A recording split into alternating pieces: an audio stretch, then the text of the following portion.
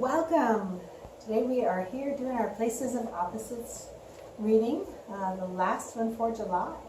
So, this went from the weekend, we're going all the way through to next Wednesday. I believe it's August 1st, but you know how I am with dates. If you watched any of my videos, you know how I am with dates. So, anyway, we're going to use the Healing with the Fairies Oracle card deck today. And there's a lot that came up this morning looking at energy for this 10-day window. You know, the energy for today, more specifically, seems to be focused in around taking a break when you need one. Maybe not focusing on everything you thought you had to get done, prioritizing one or two things, and letting yourself have more ease wherever and however you can give that to you. I think it's still playing on that self-healing vibration that we saw earlier, a couple days ago, and also the definition of abundance and how and when you feel abundant. And some of that may be you feel abundant when you can create that ease for yourself, that ability to say time out, that ability to just be with yourself and give to yourself in that moment in the way that you need to, while still getting done what you need to get done, but just being able to organize and prioritize differently and being able to cut yourself some slack. If you've got 10 things on your to-do list and you only do 2 of them, maybe that's okay. And the rest of the time you just spent regenerating. For the places of opposites in this 10-day window,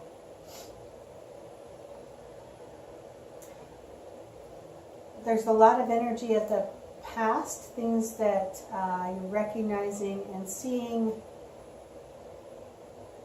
both clarity about situations and people and how things happened in the past, and your own actions in relation to that.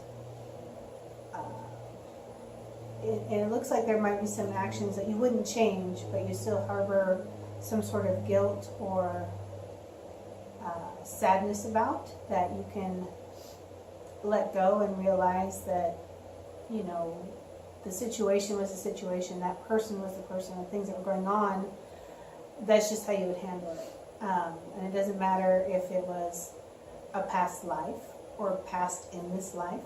But you're also seeing how it ties into the present right now, and whether these same people are coming back into your life or whether it's just a similar experience or an understanding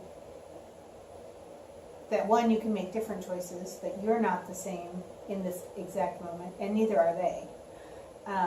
So you don't have to repeat patterns of the past, I guess is the imagery was coming out. Anyway, places of opposites, let's go ahead and set the intention, pray with this deck that whoever finds this message will be blessed by the content of it and their spiritual growth and awareness in whatever timing that they find it. And let the message be clear,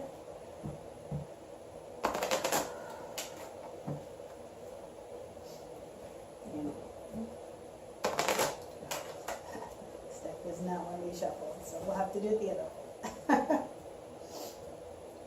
Alright. So the top card, these are the things that are in our psyche that we are aware of. The bottom card is opposite of that, things that are subconscious or happening that we're not aware of, but that are playing with the top one and creating a situation. To the left, we have our analytical wisdom, our logic, where we process things with our mind. And to the right, we have our emotional wisdom, the way we feel about things, our intuition, how we process things through our heart. And in the center, oh boy, okay. In the center, do we really have 3 cards? I think we really have 3 cards. It's a big theme. I was thinking we got off easy with just 1 deck this week. Still a big theme. Okay. Which all of life is a big theme, right? Alright. So, top card. Stand your ground. Again, I see this playing deeply into the past situations that are coming around again in present time, people you're with, and your ability to choose different, and your ability to do what's right for you, and to have your boundaries, to stand firm. And so, and opposite of that is being honest with yourself. And again, that same energy of realizing that you chose the actions you chose, and that you would probably do it again the same way. No matter how many times you told yourself it would be different if you could go back and do it again, if you went back and did it again, you would do the exact same thing. You would choose the same things because it was what you needed to do in that moment. And you can be honest with yourself, and you can forgive yourself for that if it causes you pain to think about that. And again, you can choose differently in this moment because this moment is different. So be honest with yourself about what you really want, what's important to you. And again, that goes into the same prioritization. You know, pick the things that are truly important to you. Focus on those. Everything else is just extra. But it's time to be honest with yourself. And it looks like you are starting to be honest with yourself, and you're starting to let go of other programming, other people's demands, and being like, this is truly what's important to me. And even if it hurts other people, or if it means I have to let go of people from my life, or have to let go of situations, that this is really what's, you know, important to me right now, and I need to honor myself. And to the left are mental, logical abilities. Sorry, God. Family harmony. You know, there's a lot of things that we think we're supposed to do in order to create harmony, or we think we have to do in order to make things work, or we think is the right thing, and we chase it around in our mind. And I see that this is really disconnected from what your intuition is telling you. It's really disconnected from what you know to be true within your heart. You're just playing that kind of the same game of, if I could go back and do it over again, I would do this. When maybe that's not true. The things that you think bring family harmony may only be creations of your mind, and the family harmony may actually just come from deeper connections and deeper patterns, or maybe family harmony is a lie for you. Regardless, it's not your job to create harmony within the family. It's not your responsibility. It is part of a relationship. It's part of the agreement and the communication that goes on between people. It's everyone's responsibility, if they want harmony, to figure out what that looks like. It's not your job to come in with a magic wand and create it. It's not. Your job is to have the relationship, to honor the agreements, or not honor the agreement if it's time for an agreement to end. But it's your job, your only job in it is to be authentically you, and to communicate, and to have the affinity you have for people. And you can set the intent for harmony, but it's not your job to create it. And it's not even required. All right, wisdom of the heart, creative expression. You see that there's a lot of things that you've been doing that you do out of defense, self-defense, things to keep people out of your space, people from really seeing who you are authentically as a way of protecting yourself.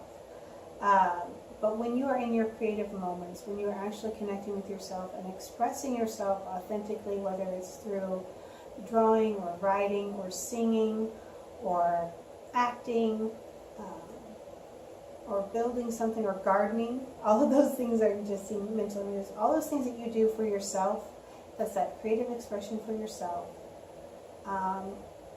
They're saying that you can start bringing that forward. You don't have to hide it. You can be that and have that connection and be amazed at how people actually receive you better when you're authentic and actually appreciate you more and actually want to connect with you on that level. So, all right, 3 cards in the center. Positive expectations. I believe we saw this last week. And again, you know, the answer or the theme is to look at what you expect. Do you expect good outcomes, or do you expect bad outcomes and hope that it'll be different? There's more to this card this week, though.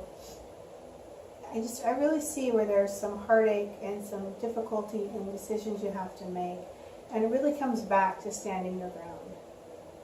That no matter what people tell you or what people expect from you, you have to stand your ground in your beliefs. You have to stand your ground in the growth you've taken. You have to stand your ground in who you are, and then expect to be well received. Expect things to change. Expect things to be different in a positive way.